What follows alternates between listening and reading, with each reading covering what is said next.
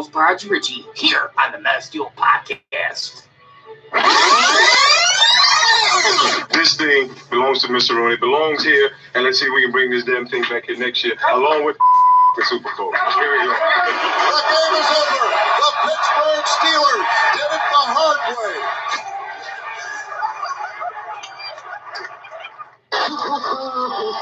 With the 10th pick in the 2018 NFL Draft, the Pittsburgh Steelers select Devin Bush, linebacker, Michigan.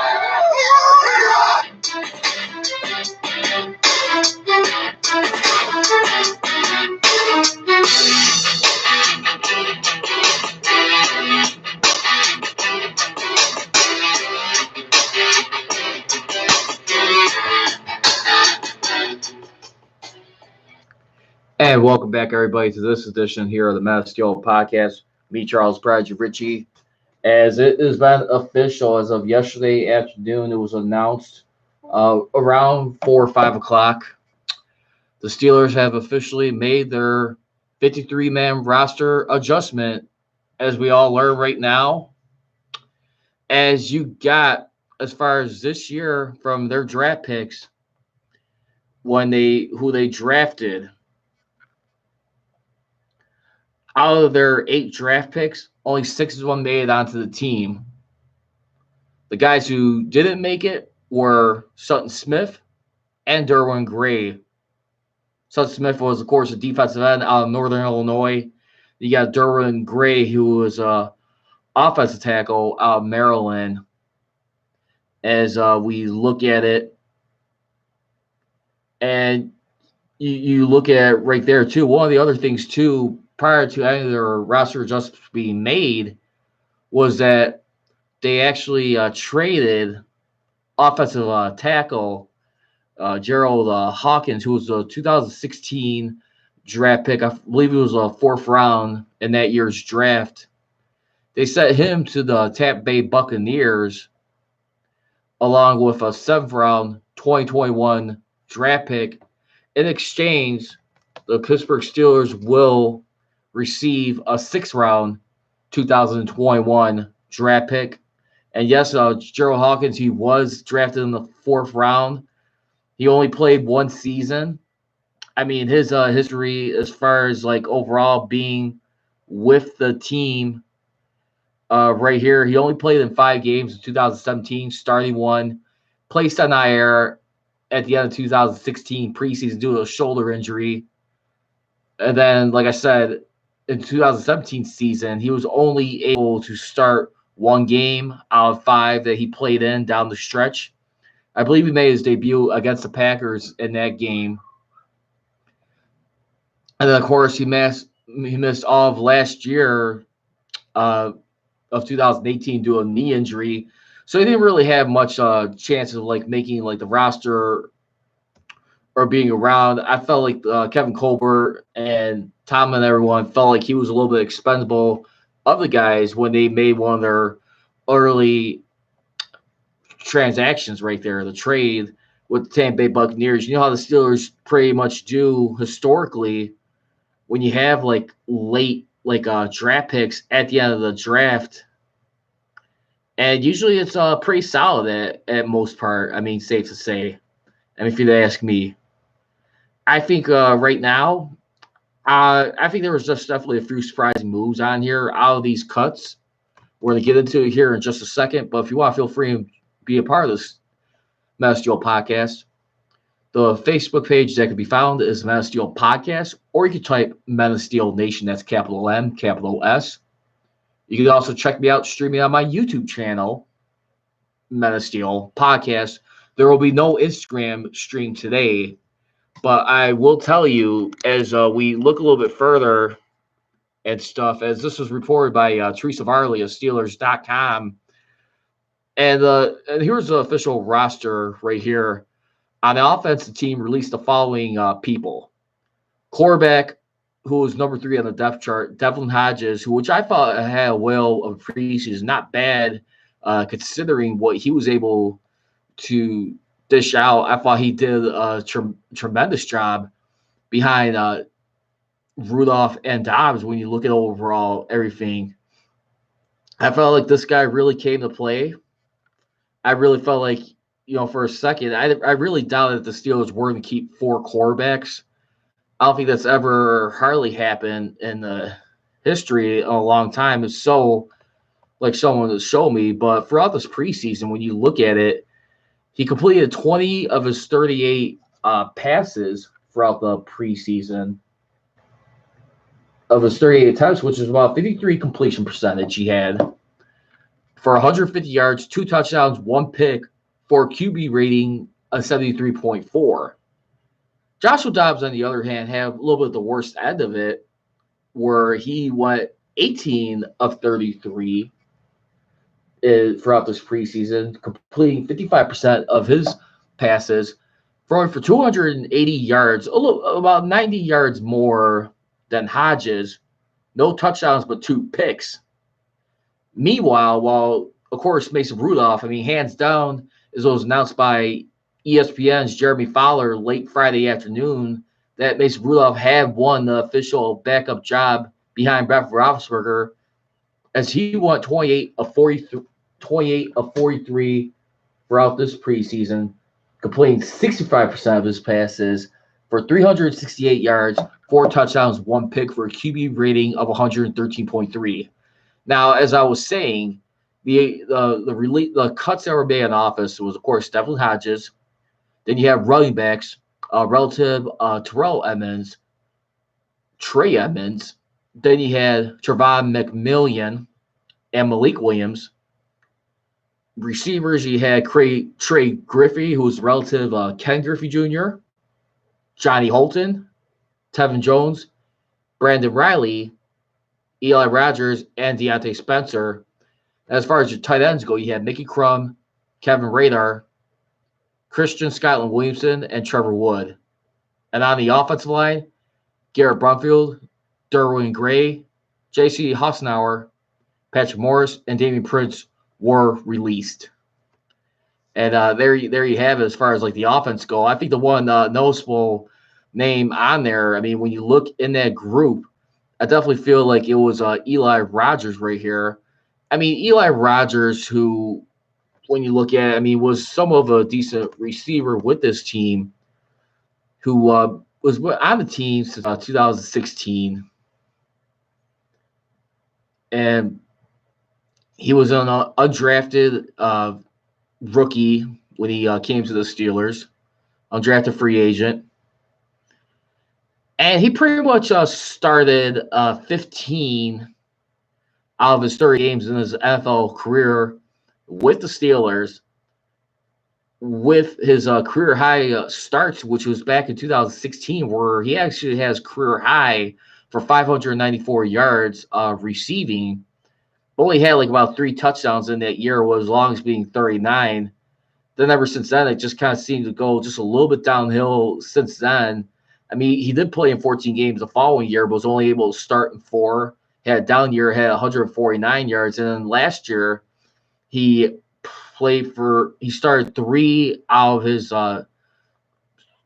3 games that he was there. So he started 3 games in 2018, had 79 yards, no touchdown. But I definitely feel like Eli Rogers, he definitely had some special traits. When you look at it overall, with the Steelers, he was definitely an option to go to at times. But like I said, he was a guy right here who, right here, he was set to be a restricted free agent in 2018. Remember, he got suspended the first game of the 2018 season for violating the NFL policy and program for substance abuse, and he was placed on September 1st of last year, a year ago to the date pretty much, on physical and able to perform, start the season while recovering from a torn ACL. So just to give you a little example, like what he went through, just didn't seem like he was like a long-term fix for the Steelers or someone you could have in here. Because when you look at overall like the official depth chart right now, when you look at the wide receivers on offense, I mean, obviously you're gonna have Juju Smith-Schuster as your number one, followed by James Washington and Deontay Johnson. Then your other set right there, you're gonna have Deontay Moncrief, and then one of your slot receivers, Ryan Switzer.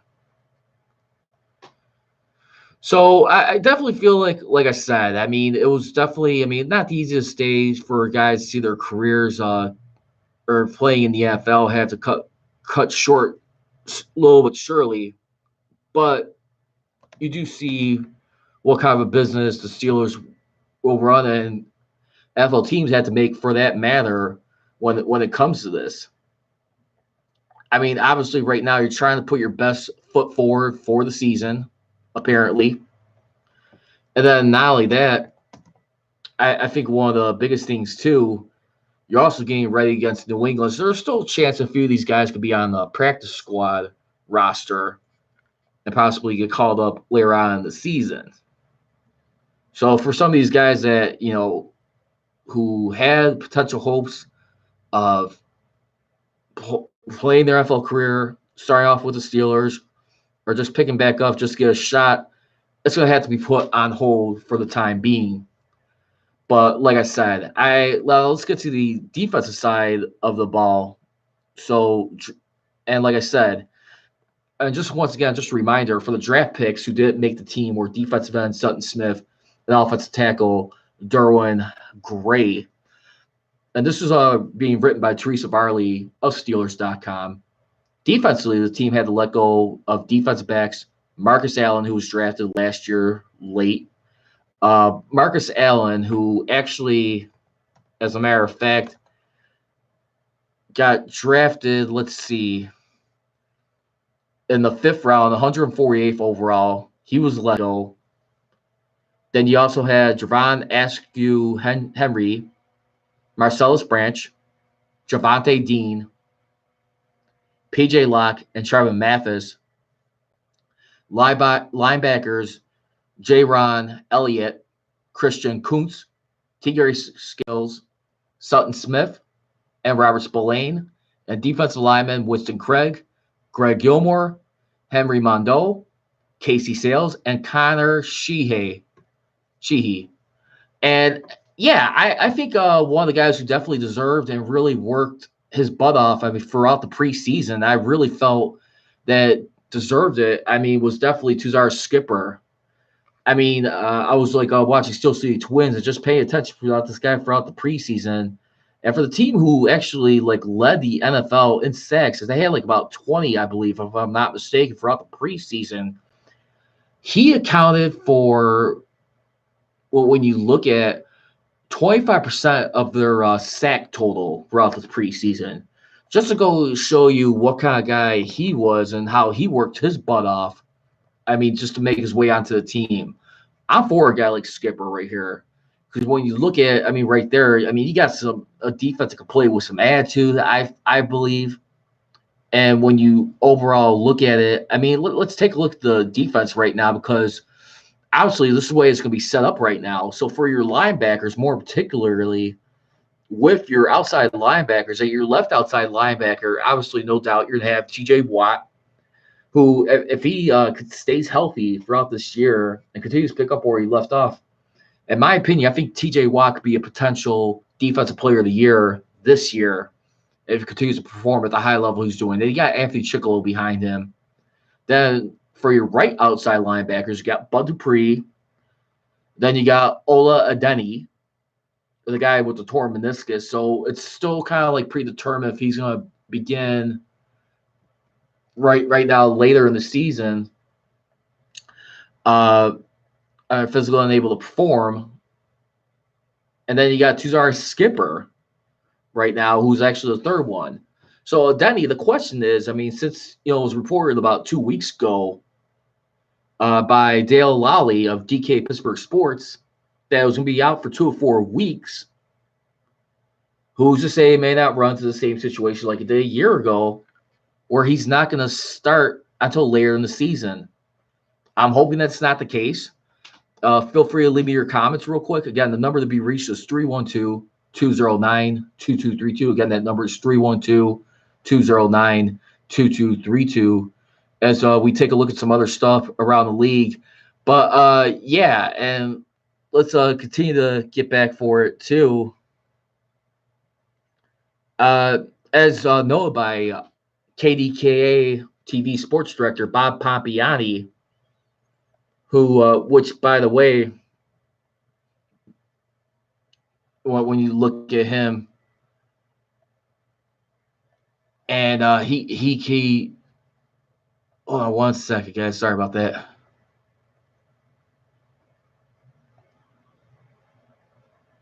Give me 1 second, my guys. Just having a little bit of technical issues here, so please excuse me for that. But as a matter of fact, right here, as noted by Bob Pompiani, who's actually one of the Steelers' play-by-play announcers during the season. I mean, also adding to the fact, though, too, that the Steelers will be receiving a 6th-round 2021 draft pick from the Buccaneers for sending Gerald Hawkins to them with a 7th-round pick, the Buccaneers, which will receive. Fred Johnson and Zach Banner, they both outplayed Hawkins, who was a disappointment as a 4th-rounder 4 years ago. And, yeah, I mean, pretty much have to agree for right now, I mean, at that time. But let's not kid ourselves. I really do believe your offensive line is starting to show a little bit of age when you look at things.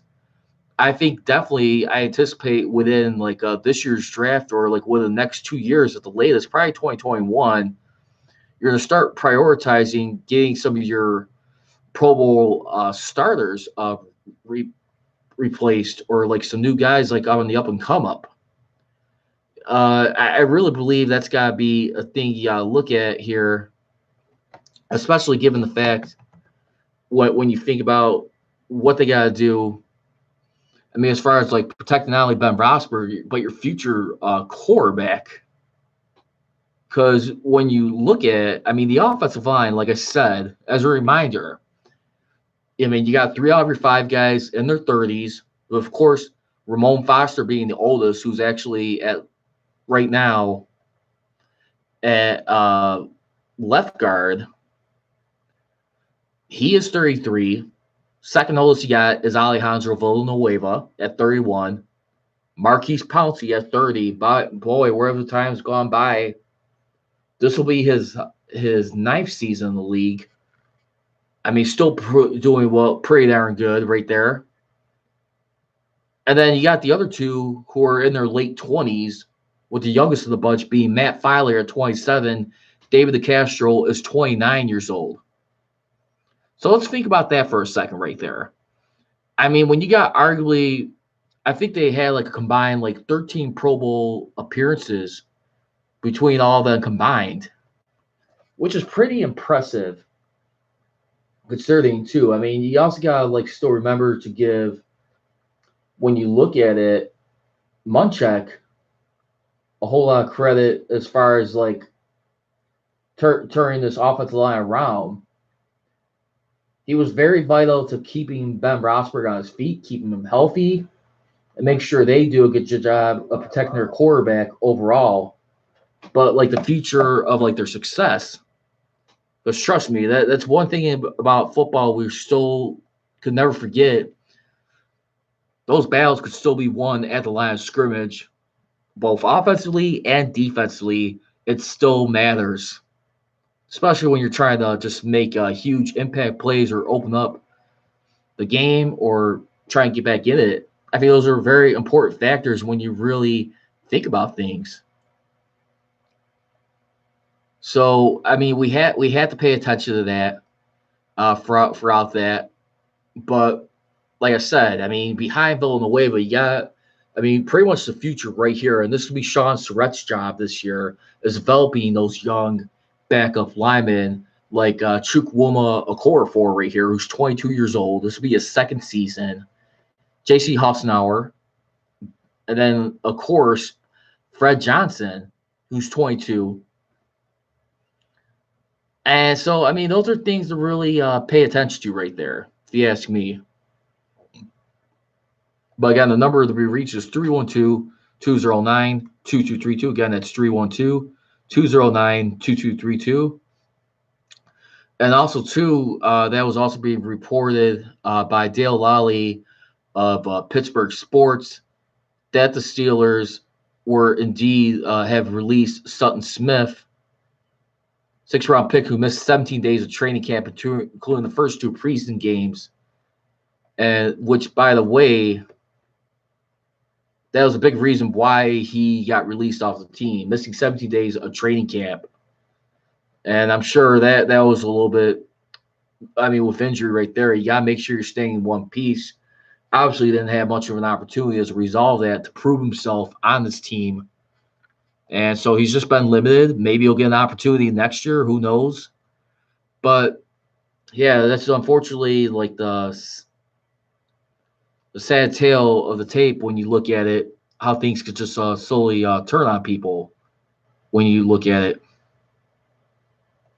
Again, the number that we reached is 312-209-2232. Again, that number is 312-209-2232. You can also follow me on Twitter at Prodigy Richie. And then you can also check me out on Instagram, normally Men of Steel Nation. Then, of course, you check out my YouTube channel, which is at Men of Steel Podcast. And so let's move it along real quick over here as we look at it. So, I mean, also, too, I thought was a really guy who had a lot to prove going into this season, Chris Boswell. Chris Boswell, who went 2 for 2 in field goals made, as well as 4 for 4 in PA attempts, 47 being his longest. So he was pretty much perfect throughout the preseason, which was good. So he does get his, right now, his $2 million roster bonus, along with his $1 million base salary. So he's earned that. Matthew Wright, goodbye for this year. So we'll see what happens with Boswell throughout the season. I definitely feel I like what Chris Boswell's been doing. He obviously had a lot more pressure on him that was dependent on by his coaching staff, his teammates. Definitely missed some crucial kicks. I mean, throughout last year, when you think overall with the Browns, the Chiefs. I mean, then, of course, like in Denver, or even like against the Oakland Raiders, I think where they had a chance to like tie the game, he slipped up. I mean, that was another fiasco right there, if you ask me. And I really feel like right there, I mean, this is a guy who definitely had to regain that trust, prove to people why. I mean, when you look at it, I mean, right there, I mean, this is a guy who last offseason, who signed a 4-year, $16 million contract extension with $6 million sign bonus and $1.295 million roster bonus at signing, which is guaranteed portion of his contract. And so, I mean, the rest. So, I mean, as long as he's staying, remember, he'll be eligible to earn all-season roster bonuses 2019 and 2020. It'll become a restricted free agent at the time of signing. And he previously earned a $2.914 million tender. But yeah, I definitely feel like right now I still have faith in Boswell. I think he's definitely going to still be a vital key throughout this team as we move on. I think Boswell's going to have a bounce back year. I definitely feel like his work ethic and the way he's just been just going at it, the way he's been kicking the ball, and just he's got a lot more motivation, no question about it. You can see it paying off right now.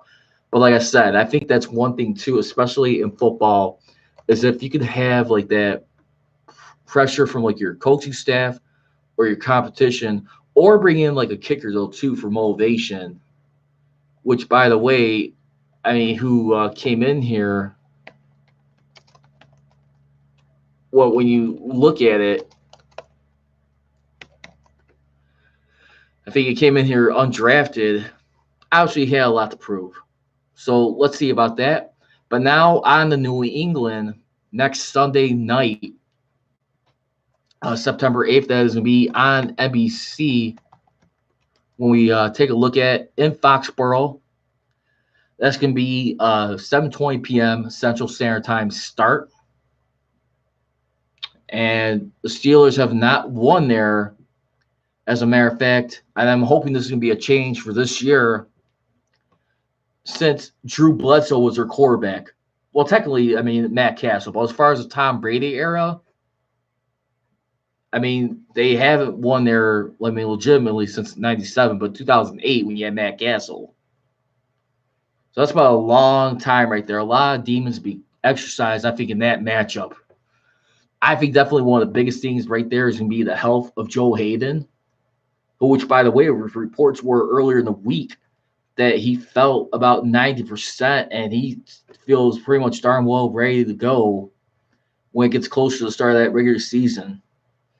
I mean, this is a guy right now who Kevin Colbert and everyone feels very optimistic. They feel very confident they want to keep him. The sides are mutual, that they want to keep him a Steeler the rest of his career or long term, however they got to do it. But so it's going to probably be more like a 2-year extension that keeps it through the 2021 season. That's the only thing to note right there. So again, I'm looking. I'm gonna go ahead and go on the limb right now. I'll give the bet. I'll go pick the Steelers in the upset in this one if they could stay healthy. Joe Hayden's definitely be a huge key, but let's not forget too, the last 2 times they beat New England, they didn't win the turnover ratio necessarily. But remember, those games were both in Pittsburgh when they won, which was 2011, and of course last year, 2018. So my biggest question is going to be too. I know he's gone, but let's be honest right here. Remember, Antonio Brown was still a huge key in that game where the Steelers beat New England for the first time in Pittsburgh when we look at it. And I definitely feel like that was a huge thing right there. I mean, Antonio Brown was definitely one of the players of the game, along with Joe Hayden, making that pick to the seal the deal pretty much. My thing is Juju Smith-Schuster necessarily going to be that guy to be the one that steps out into the spotlight and is able to be clutch in the game against New England? I think that's going to be a big factor right there. And as everybody knows, it is hard to play in a sports town like Boston, yet alone New England, but more particularly Boston. Those fans could definitely be more high demanding and pretty intimidating at times. But I'm liking the Steelers' chances. I'm liking the way they're sacking right now. It's just definitely going to be some big things throughout there. And then I will say this too. I mean, my biggest takeaways from this preseason, which I was very surprised to see on here, not really so surprised though, but Benny Snell, congratulations to see him make it on there. Trey Edmonds, who I thought had a decent preseason, did not make it. But I will say the guy that definitely I was very relieved to see make it was Tuzar Skipper, who actually had about 5 sacks throughout this preseason.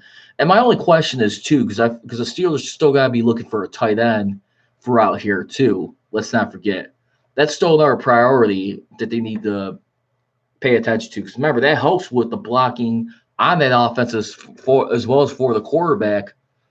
I mean, having Vance McDonald and Xavier Grimble, I mean, Xavier Grimble is not so much of a solid security blanket behind Gentry. I'm not sure he's gained the vote of confidence just yet. But I will say this. Let's count down for a good season. And those are like my biggest surprises. I'll be seeing Trey Edmonds cut. And, of course, Eli Rogers. But then seeing Benny Snell make it on there along with Tuzar Skipper. So, everybody, I just want to wish you and everyone a happy Labor Day. I also want to pay a shout-out to one of my family members, Rob, who's actually one of my cousins in my family, or my relatives, should say, excuse me.